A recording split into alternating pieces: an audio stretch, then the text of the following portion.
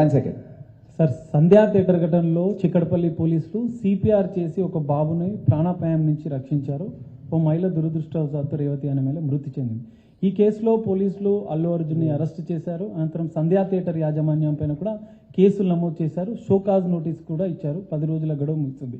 ఈ కేసులో పోలీసులు ఎలా ముందుకు వెళ్తున్నారు, లీగల్గా ఎలా ముందుకు వెళ్తున్నారు, అదే సందర్భంలో శ్రీతేజ ఆరోగ్య పరిస్థితిని కూడా మీరు అడిగి తెలుసుకున్నారు. ఏ విధంగా ఉంది సార్? దాని కంటిన్యూ ఒకటి సార్ దాని కంటిన్యూ ఒకటి. సునీల్ నిన్న ముఖ్యమంత్రి రేవంత్ రెడ్డి అసెంబ్లీలో చాలా స్పష్టంగా మాట్లాడారు. హైదరాబాద్ కమిషనర్ చెప్పిన వివరాలు మొత్తం కూడా నిన్న అసెంబ్లీలో ముఖ్యమంత్రి మాట్లాడిన తీరు కూడా మనం చూసాం. ఆ తర్వాత అల్లు అర్జున్ ప్రెస్ మీట్ పెట్టి ఇన్సిడెంట్ జరిగిన విషయం నాకు తెలియదు, నా దగ్గరికి అసలు పోలీసులే రాలేదు, ఇదంతా కూడా నాకు మేనేజ్మెంట్ అక్కడ సంబంధించిన థియేటర్ మేనేజ్మెంట్ చెప్తే మాత్రమే క్రౌడ్ ఎక్కువ పెరగడం వల్లనే నేను బయటకు వచ్చానని చెప్తున్నారు. దీనికి సంబంధించి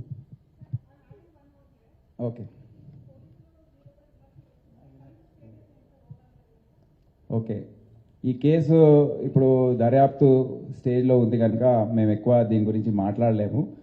కానీ కోర్టు పరిధిలో ఉంది, ఇంకా వాదనలు జరగబోతున్నాయి కొన్ని రోజుల్లో కూడా. ఇప్పుడు దీనిపైన అనేక రకాల వర్షన్స్ వచ్చాయి. మా సోషల్ మీడియా టీం కానివ్వండి, లోకల్ ఆఫీసర్స్ కానివ్వండి, నిన్న జరిగిన ప్రెస్ మీట్ ప్లస్ నిన్న అసెంబ్లీలో జరిగిన చర్చ, దాని గురించి మేము కూడా ఒక వారం రోజుల నుండి దాదాపు ఒక 10,000 కెమెరాస్ అంటే సెల్ ఫోన్లో చాలామంది రికార్డ్ చేశారు. అక్కడ ఉన్న సోషల్ మీడియా ద్వారా మీ ఛానల్స్ రికార్డ్ చేసిన బైట్స్ అవన్నీ కూడా అనలైజ్ చేసి క్రోడీకరించి ఒక 10 నిమిషాల వీడియో ఒకటి తయారు చేశారు. దయచేసి మీకు అది చూపిస్తాను.